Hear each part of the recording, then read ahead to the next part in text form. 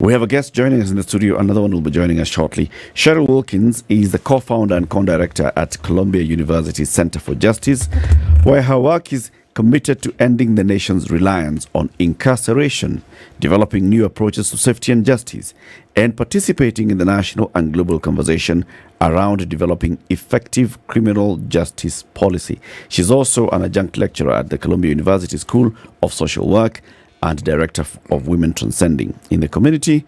She's a board member with the Women's Community Justice Association, co-convener of the Justice for Women's Task Force, and advisor with the Survivors Justice Project. She's justice, justice, justice, justice this, justice the other. Cheryl, good morning. Thank you for having me. I mean, anytime I hear the bio, I was like, wow, I'm doing a lot of work here. Is that all me? Is that all me? Welcome to Kenya's biggest conversation, the Situation Room. Welcome to Kenya. Thank you. It's been a beautiful time so far. I've learned a lot, and people have been really supportive of me and the woman that I brought here. We are extremely happy, and we will be coming back. Very good. You'll soon be joined by Teresa Njoroge, who's a founder and CEO of Clean Start Africa. We want to talk about incarceration, particularly looking at women and the justice conversation all around it. But to welcome you to the show, CT has the day's proverb. Every week, CT wears a different hat. This week, he's wearing hats from Papua New Guinea. But he goes across Africa and he picks proverbs from any country in Africa. This week's proverbs are from the Republic of South Sudan. Yes. Today's proverb is? Today's proverb is, people must not be corrected at their departure time. People must not be corrected at their departure time. Cheryl, what's your interpretation of this proverb? For me, it's about doing it before. Yesterday, we did a ceremony that really gave Teresa her flowers now. And that's a similar thing that I'm thinking about when you're saying that people must not be corrected, because at the end of the day, it might be too late for that. And so what are we doing now for folks? And let's move that up a little bit and appreciate the amazing things that folks are doing now and honor them. Honor them now. And also correct them now? Yeah, and correct them now, yes, well. Okay. Sitting. Do you agree? You know, I was thinking about it, but I as you spoke, Cheryl, my mind actually went to the many sayings that communities have regarding how children should be brought up and trained, and how it is that their good behavior emanates from how it is they were brought up. Yes. And I'm thinking, if you leave it too late, the correction then becomes that much more difficult. Because if it was done expeditiously at the time it should be done, then the need for this last minute correction would actually not be there. Yes. And yet, the strange thing about our lives as human beings is bizarre situations are the ones that point us, should I say, very loudly to the things that we may have neglected, the things we need to do.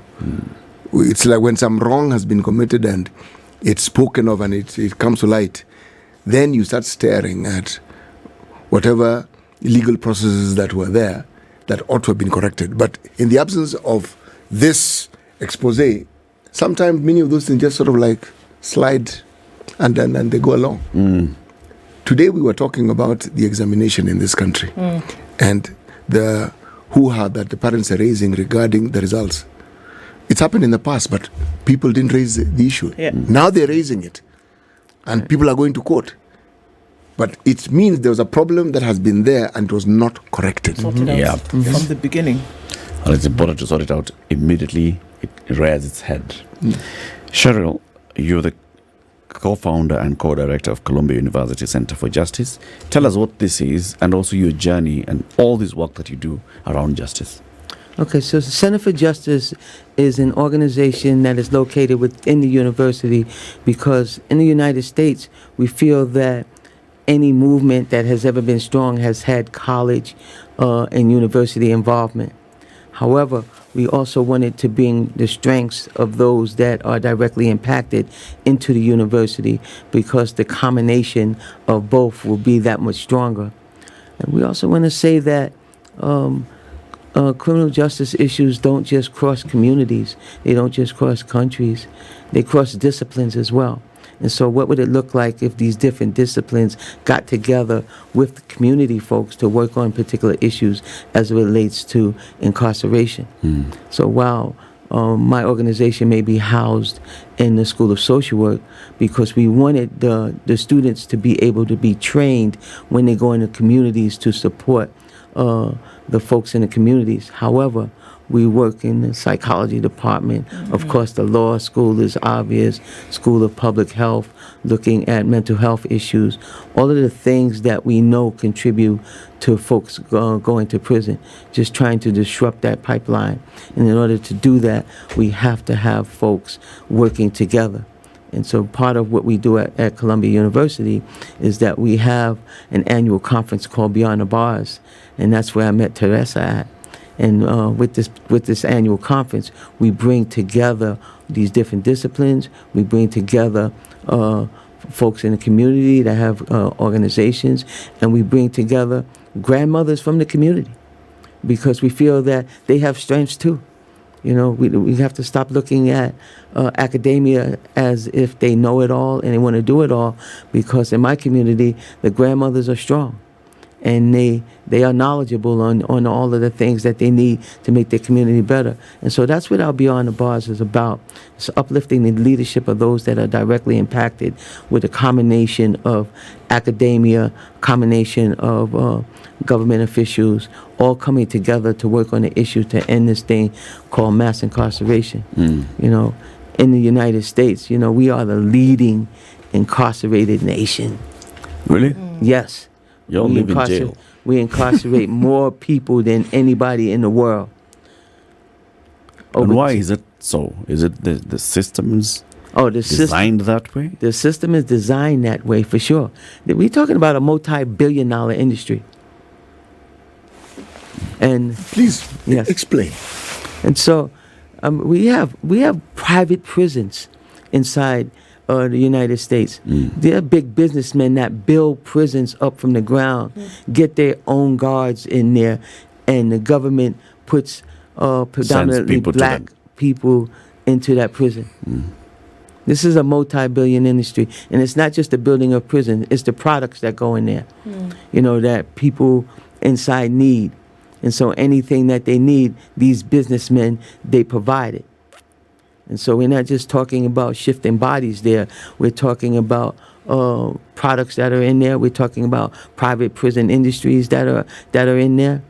And that's what's happening. We got over 2 million people incarcerated in the United States. So then are you looking at the need for big business to thrive, and as a result of that are we not almost saying that the justice system is guaranteed to then release individuals into this into prisons? Because without that happening, it's not just people who are picked up off the street and put in prison. They must go through a judicial process, isn't it? They're convicted of a certain crime. So are we saying that then there's heavily dependent on the justice system to get these people through and have them incarcerated? Yes. So we're talking about multi-system. And whether we're talking about police who over-police in neighborhoods that are poverty-stricken. And they will get arrested, not have legal representation, you know, to support them in getting out, not have bail money to get out. And this will, we call it the pathway or the pipeline to the prison industry. Oh, I see. And so it's not just, you know, once you get to prison and correction officers, it's the court system, it's the police system. All are working in unison, you know, to make this a multi-billion-dollar industry. You talk about over-policing, and you said something, I think, that links to some of the things that we see here, that an individual essentially will be remanded because they do not have access to funds for bail, Yes. for example. And until and unless that happens, then you're going to be a guest of the state. Yes, So Your Honor. that guarantees that you will be there. And we see the same thing happening here, that there's a certain fine that has been levied on you, or you have to then pay bail or bond, and you don't have the money. So what that does is guarantees your residence in prison. But then you speak about over-policing as well. Yes. So if you have a heavy police presence in an area where you know that were you to arrest this individual and they don't have, then you also guarantee that this person will have a stay in the prison. So it seems like a well orchestrated kind of system. Yeah. Some of the most prominent neighborhoods, let's take New York for instance. There are no police there, and it's not that kids aren't using drugs. It's not that kids aren't or anybody are breaking any laws. A colleague of mine was doing a training with some officers in a predominant neighborhood in Long Island, and he asked a police officer, if you seen a 16-year-old breaking a minor law, what would you do? He said he would take him home to his parents. Mm-hmm. That doesn't happen in the neighborhoods in which I come. Take you right to jail. And so, just looking at our neighborhoods. So why is it so in Long Island in New York? That's a Because we don't suburb. That's where wealthy people live. have- Right. It's not the Bronx. It's not Harlem, USA. It's the suburbs. And so officers even come from that area. And so they'll take them back to their parents and let the parents discipline them. That doesn't happen to kids that come in my neighborhood. So in minority communities, it's different. Oh, yes. And it's a big issue. Now, as in your organization, you've been, of course, championing these matters. We saw the Black Lives Matter movement just the other day. It was, of course, hyped up with the political campaigns of the season. And there were very many political promises that were made that, we are going to make changes. There were calls for defunding police and all. Has there been any movement that is addressing this?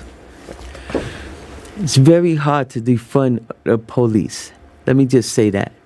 Because at the end of the day, we're talking about a system that has been in place forever. And so what we're trying to do now, one thing that's better than it was in our, let's say, the civil rights movement is social media. And so all of the things that we're seeing now is not new. We're just able to show it. And so, it's not new at all. It's been happening. George Floyd incident been happening. Yep. And so it's not new at all. But when you talk about defund the police, there's been subtle changes, not enough. I don't even know whether in our lifetime that we'll see the change that we want to see. And what are the changes that you'd like to see? The money that you're putting into the police department, put into the community. Put into the community, because we're not looking at root causes. If you don't have good housing, if you don't have a good school system, if you don't have jobs for people to thrive on, if you're not addressing social services for folks, that all leads to hopelessness. Yeah. That all leads to despair.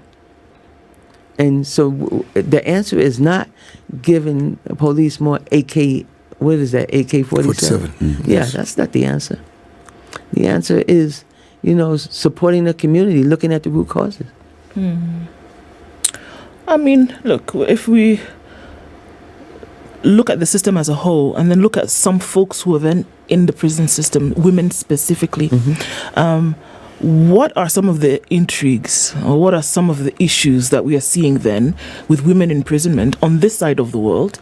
And I'd like to look at that vis-a-vis what's happening on this side of the world, and certain reforms that have been instituted, or at least are trying to be instituted, and how we can see that when you have to be incarcerated, are human rights then being protected? Is care then being the best that it can under such circumstances be? So women imprisonment has been a huge thing. What is it like that you have seen that needs some interventions? Okay, so actually that's why I'm here. There's so many similarities. I brought 10 women with me, And we've been in a conference for 2 days now, and there's a lot of head shaking. You know why? Because we relate to what the women are saying now that we have gone through. And some of those issues, involve just, like you said, human rights. Human rights. So some of those issues involve women being raped inside a prison. Some of those issues involved, not having the needs met for them to even live inside prison. I'm going to make everybody uncomfortable with sanitary napkins and toilet paper. Some of those issues involve, being separated from your child. When the crimes are so small that's not even necessary. So now we're not only dealing with incarcerating a woman, we're incarcerating kids, we're incarcerating parents, we're incarcerating community. And so, yes. So it has a big impact. It has a big impact.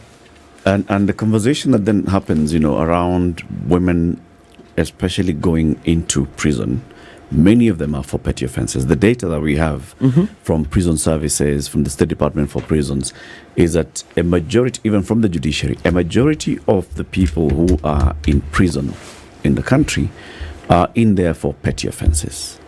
Now, a majority of women who are in prison are in there for petty offenses. Many of them are mothers as well who've left their children back at home, and there is no system that takes care of who's taking care of the family when their mother is away. Have you come across that in other parts of the world, in your community, in other parts of the world? How is it addressed? Again, I said for 2 days we've been shaking our head because we definitely relate to that. Right now, we have over 172,000 women inside the prison system in the U.S. And so, yes, when we think about what it means to incarcerate a woman, yes, you're definitely incarcerating the whole family because we are the backbone of our family, and you're taking that away. And so, yes, we experience that tenfold.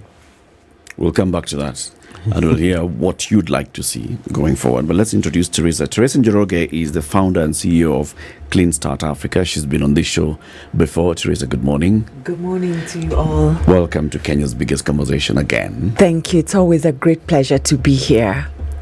For people who may not have heard of Clean Start Africa, tell us again, what is it?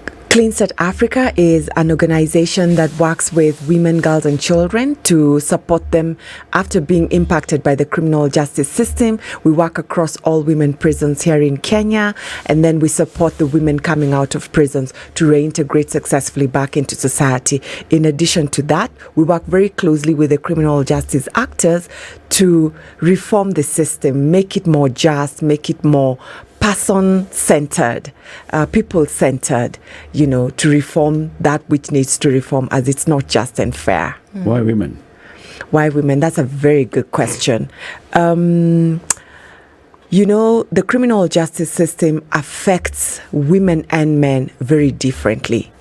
And as my colleague from the US has stated, Cheryl, the big difference is the children.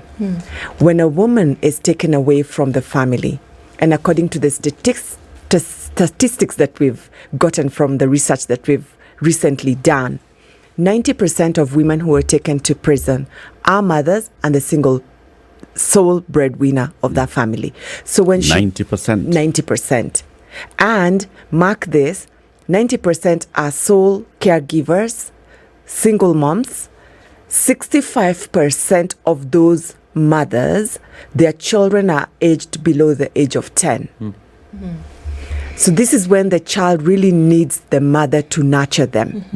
And in most cases, as you've stated, they go in due to misdemeanors, very petty things that can be avoided. And it's not a secret. The criminal justice knows that they should not be going to prison. Everybody, even the correctional facilities, the society, it's common sense, it's law. There's an alternative. But yet we continue to take these mothers away from their children. I mean, even animals don't do that. And leave these children all by themselves.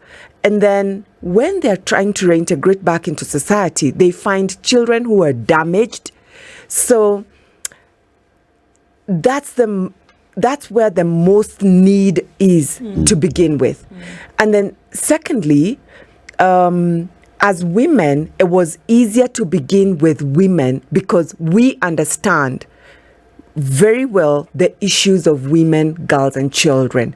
And once we come up with a model that works perfectly, we are actually already replicating it with the men, giving it to them. We've trained trainers of trainers and at industrial area prisons so that they can take this model that's working for women and replicate it and contextualize it for the men. Latest data that you're giving us, Teresa, 90% of women in prison are the sole breadwinners, single caregivers. Many of them have children below 10 who've been left at home when the mothers are incarcerated, a majority of them for petty offenses. Okay. Has your study gone on to see what happens to the children who are left behind by their mothers? Yes. Okay. We're actually going to be talking about a research that we have recently done in conjunction with USIU Africa, Criminal Law Department, that shows the effect of imprisonment on children of incarcerated parents. And we will be launching that later this afternoon. And the study shows the trauma and the depth with which incarceration affects these children for years to come. From being depressed, being suicidal, the abuse and violation that these children go through right from the day mom was taken away from them. They're susceptible to sexual abuse, physical abuse. Most of them drop out from school, and others, unfortunately, end up joining the juvenile justice system. It also takes so much longer when mom comes out of prison trying to rebond with the children. Relearning again to parent the children, and the children who are forced to take care of themselves, to parent themselves, to now allow mom to come back into the space again because they've learned survival in the streets. It's a very sad situation because the statistics that we're talking about, these are people's lives. These are people who are really affected by things we could avoid. Why do you think, and I think because now obviously we're seeing that there are similar threads that are running through. A lot of times when you're in a situation, in an experience, you tend to think that it is your sole experience, but then now we are seeing that there's obvious evidence of replication of that. So long as there's a system, we'll see some of these similar threads. Why do you think it is that, looking from your experience, Cheryl, and what you've seen, why do you think it is that there is that almost non-attention being paid to some of these fundamental issues when it comes to what happens to a family when you remove one functioning member from it and incarcerate them? Why do you think that is almost ignored? For women, we've just started doing research and getting the numbers which support what Teresa is talking about. And so when we didn't have those statistics and numbers, we would have never known in my country, women are the fastest growing population to enter the prison system in the last 30 years. We didn't have any statistics to say that 30 years is a long time for folks not to know that this population is going in, and we're going in twice the rate as men. And so now we are getting into a system where we're looking at the statistics so that we can back up what we already know. And so for us to make change, we basically have to prove our point. And the way of proving our point is getting that data. The way of proving our point is telling those stories. The way of proving our point is getting the kids, to step up and become advocates and change systems that really directly impacted them. Because for many of us, in my country, they were, if I'm incarcerating this one person, and we was like, no. When you incarcerate that one person, you're incarcerating the family, you're incarcerating the community. And so once you take that one person out, also in my country, if you take 1 in 3 black men out of the family, and you leave a woman to fend for herself with those kids, there are different coping mechanisms that have to happen because you took a breadwinner out of the family as well. If you have two people contributing to a family and one is left, it's a hardship on that person. Yep. And then we don't have a government or a system that's in place to support that person.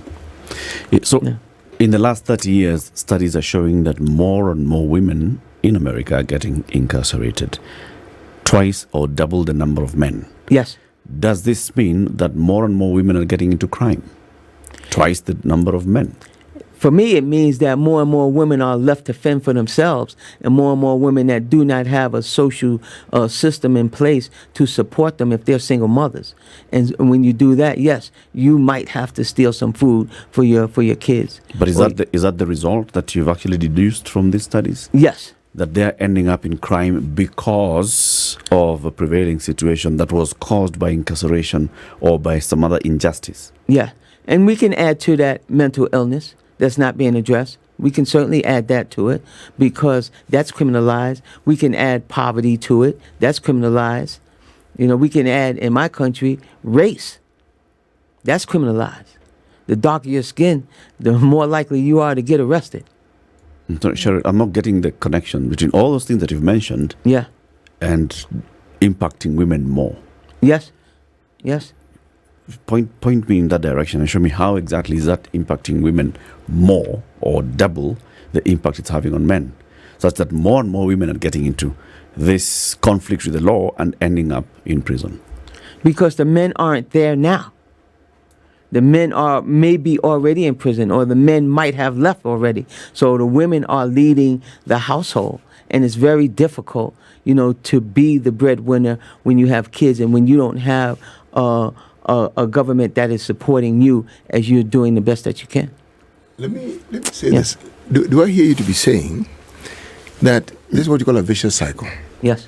You start up with a system that, given where you come from, where you live, the education system doesn't favor you because it isn't as good as the education system in other neighborhoods. Start there. You are poor. This speaks to opportunities. If your education is limited or it's substandard or it isn't as good as the others, then even if opportunities arise, you will not be prepared to take advantage of that. So now, the man who is supposed to be the head of that family gets into a business that he assumes would earn a living, but it's criminal in nature because that's the opportunity that presents itself. They're incarcerated. The mother of the children is left. What are her options in terms of opportunities? The likelihood is that she'll end up doing exactly what the husband was doing before. So if there are more women being left to fend for themselves, it means there are more women who'll head in this direction. So it means the number of women who'll end up in prison will keep increasing. But because you have a system that, as we said, is already fractured, you're producing more and more of these people. So you're manufacturing prisoners. Exactly. So it's like a vicious cycle. But I would argue that system is fractured. Yes. Depends on which side you're looking at that on. Yes. That system is working the way it was designed to work for some. Yes, and it isn't working. You see, as you're speaking, I was thinking of our own country, and I was thinking of what we call the criminal justice system. Sometimes it's more like the criminal injustice system, but let's call it the criminal justice system for the purpose of our discussion. And I look at the players in it. Let's start with the prison wardens and the police. And I look at the lives they live. I come to the conclusion that the traumatized are left to traumatize others. Because the welfare around policemen, prison wardens, and people in that system, it's very wanting, to say the very least. Now, someone who is that neglected, because the word is neglected, they are traumatized. Now, what do you think happens when this person is given power? What I think? They misuse it. Oh, they'll definitely misuse it. They'll definitely abuse it. Let's go take it a step further. They will definitely abuse it. Because some of the bizarre things we had, every other day here, we read about people in our police system. Someone shoots his wife, shoots himself, shoots his colleagues. I mean, it's over and over and over. And it doesn't seem like it's come to an end. But it clearly speaks to the mental state of some of these people. Exactly. It's not, you don't need to go to school to understand that. Yes. Now, this person is armed. You've given them the duty of looking after other people's lives. And yet, I call them victims. They themselves are victims of that very same system. Yeah. So now, what happens when you let that person loose? So, and I just want to add to what you're talking about because it's really real. In the U.S., if you go to war and you become a soldier, when you come home, you'll get a good advantage to become a police officer and correction officer. They'll give you a good advantage than the average person coming out. No matter all the damage you saw in that war, no matter if you yourself need some therapy, you'll still get that opportunity to go into these systems where they are damaged themselves. Okay. You're sending that person to start taking care of law enforcement. Yeah. So how do you think they're going to go? How do you think they're going to go about it? When they're not coming from background of law enforcement. No. Teresa, when you started Clean Start, it's because out of your own experience. Yes. And at that point, you are feeling, you've just gone through an injustice. Yeah. You have seen the experience of other women in prison, other mothers in prison, and you felt, no, we need a network of support. But would you say that at that point, there were many things that you were looking at that experience has taught you different? Maybe you were judging some of these officers wrongly. Maybe you were judging the system wrongly. After interacting with the system, after engaging with the various justice sector actors, do you have the same perspective today as you had then? What I now know is that, to the point Cheryl made, this system was actually, from its foundation, set up to punish the very weak, the vulnerable, the marginalized. It was really not set up from its foundation to offer justice. And the reason why I have come to learn that is because, yes, I started out from a point of, we're going to empower these other women, girls and children who are caught up in this criminal justice system, not because they're criminals, but it's because of their social status, because of the many opportunities they lacked. And the more we have empowered them, the more we continue to see so many others continue going through this system. And to the point of the vicious cycle, you find that children you worked with within the juvenile justice system have now graduated into the adult criminal justice system. The children who the women left when they went into prison are now become delinquent and have now joined the criminal justice system. And then over time, I have also come to realize that it is 100% clear that this system seems to only penalize the poor, the vulnerable, because 70% of those who are in prisons are the ones who earn between 100 to 300. So that's $1 to $3 a day, according to our statistics, 70%. So you want to tell me anyone who's of means, so this justice system, what I have come to learn, it's meant to be blind and equal for all. But one, it's not blind. Number two, it's not fair. Number three, it was set up. If you look at the laws that are in our penal code, the foundation has been set such that when the police or the local administrator comes for you, so you're loitering. So, and why are you loitering? You're either looking for work, you didn't get an opportunity to go to school, that's why you're loitering. And then loitering has a face. If you look like Teresa and walking in the streets, you are not loitering. But if you look a particular way, you are loitering. You're hawking, oh, come. But I have means I can get a license, I can get a place. So, I can get a place to run my business. I can pay the rent of where my organization will be at. But those who are very poor, who have not been provided the structures by government to be able to provide for themselves. There are no structures when it comes to health, education, economic empowerment. Will end up the way the system has been set up from the point of arrest. And at the point of arrest is where so many things go wrong. We don't use forensic. We don't even question. The policeman or whoever will arrest you, harass you, get you in. And by the time you're getting to this judge or magistrate, and in the first place, you were not even meant to come here, there's no questioning of this policeman. What happened here and here before you brought this lady in? No one questions. It's just the case proceeds. For instance, when I got arrested, there was no CCTV at the particular time when I was serving my client. How come the judiciary couldn't ask the arresting officer, why is it we do not have the CCTV for when this lady was serving this customer? Who switched it off?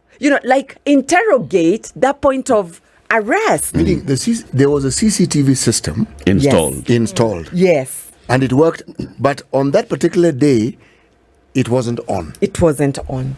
And that wasn't questioned throughout the trial.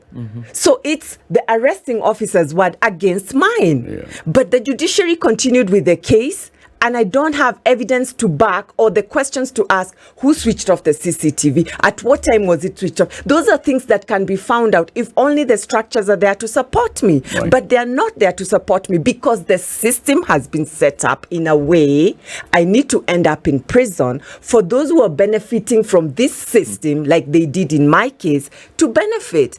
And so what I would say, what I've learned through working with this system is not just, it's not fair, it's biased against the poor and the weak. And honestly, we need to just rethink it, scrap it off, just start afresh. This is interesting. Burn it from the ground up. Yeah. The current Chief Justice seems to have justice at the heart of her tenure. It's interesting that we say to have justice at the heart of justice. And some of the things that you mention, we've spoken about in this room. When we talk about the institution of the Office of a Public Defender, for example, when we talk about looking at RORs instead of remand, when we look, or even, without bail, when we talk about bail and bond, when we talk about free bond or personal bonds or things like that, and there seems to be an interest in improving on some of the matters that you speak of. Compare a time like this, easily 10 to 15 years after your experience, and what is happening today, and what happened then. Do we see a marked improvement?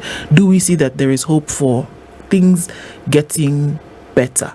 Huge improvement. The current Chief Justice, Martha K. Koome, is such a breath of fresh air. Everything we've been crying about, everything that has traumatized us and really pushed us to the ground, she's lifted all that up and brought so many reforms. She's working with us, she's listening, she's really brought in a lot of reforms. She has driven the re-looking at the penal code, small court claims. It's such a breath of fresh air, and there is so much hope.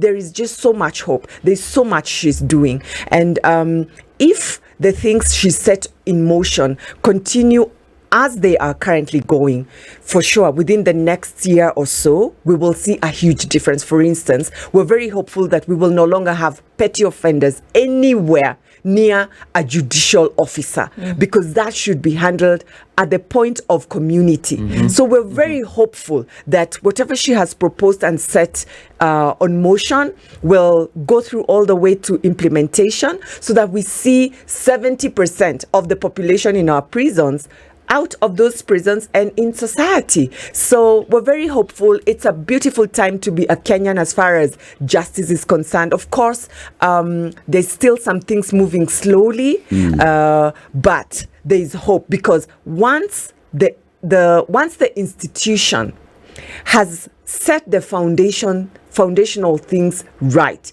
the structures right, the laws right, then we will see that trickle down, yeah, when it's implemented to everyone. So there's a lot of hope ahead with the current administration Something and happening. leadership.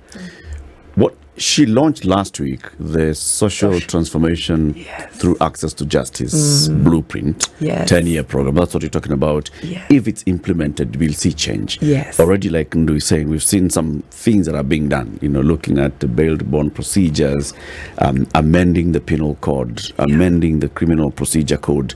And those are before Parliament. So movement happening. Yes. However, like Cheryl told us, that system in America is currently benefiting people, private sector, who have built and operating prisons, those that supply those prisons.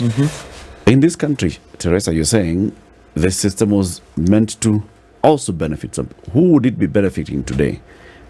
Because then it was benefiting the colonial masters to maintain a chokehold on the population. But today, who would this criminal justice system, as presently set up, be benefiting? It's definitely benefiting some of the law enforcers as a means of revenue collection.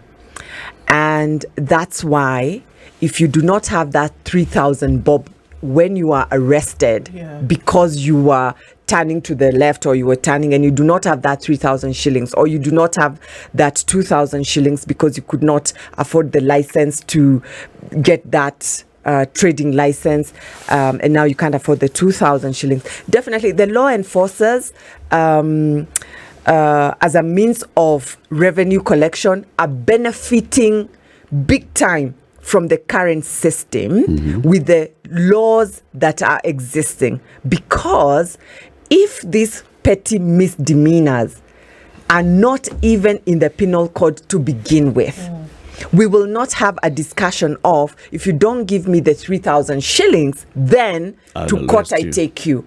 For loitering. For loitering, yeah, and mark you, not everyone, if you look a particular way, or if you're of a particular social status, because if you and I are walking across the street, we won't be loitering. We will be going where we're going. But if people of a particular social status are found walking across the street, they will be told you are loitering, and they will be asked, bring 500 shillings and then we will let you free. But they will not be having that 500 shillings because, number one, they have no means of Getting it. livelihood in the first place. Probably that's why they're even walking to wherever it is they're walking to. To look for 300 shillings, Exactly. not 5. Even less. 300 is actually the penultimate, the most you can get. You only need to look at what we call the county or the Kanjo police, how they handle hawkers. It is inhumane. It really is. They find people selling their wares. Their first action is to destroy them. Yeah. Kick. It's bizarre. That's why. Yes. Well, coming to the top of the hour, we thank you very much, ladies, for joining us today. An interesting conversation. Keep having it. I know you're having your 2-day conversation where you're looking back into incarceration, women justice, and the criminal justice system. Teresa Njoroge, founder and CEO of Clean Start Africa, and Cheryl Wilkins, she is the founder, co-founder, co-director, Columbia University Center for Justice. Thank you for joining us. Thank you for having me. Come back soon, Cheryl. I definitely will. I love coming home. Very good. This is the Situation Room, the only way to start your day.